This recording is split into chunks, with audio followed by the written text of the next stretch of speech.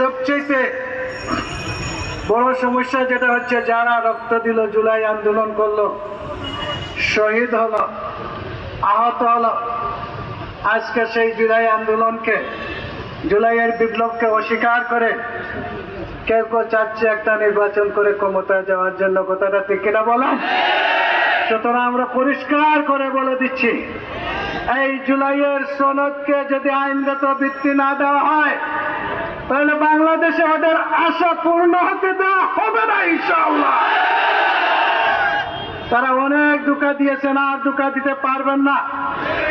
এজন্য বাংলাদেশ জামাত ইসলামী অত্যন্ত চিন্তা করে তার পথ বাইর করেছে, সেটা হলো পেয়ার পদ্ধতি। পেয়ার পদ্ধতি হলে কোন কুচক্রী মহল আসলে একচেটিয়া আসন লাভ করে পার্লামেন্টে যেতে পারবেন না। সুতরাং এটা একটা বিজ্ঞানসম্মত বাংলাদেশের জন্য একটা বাস্তবসম্মত পদ্ধতি।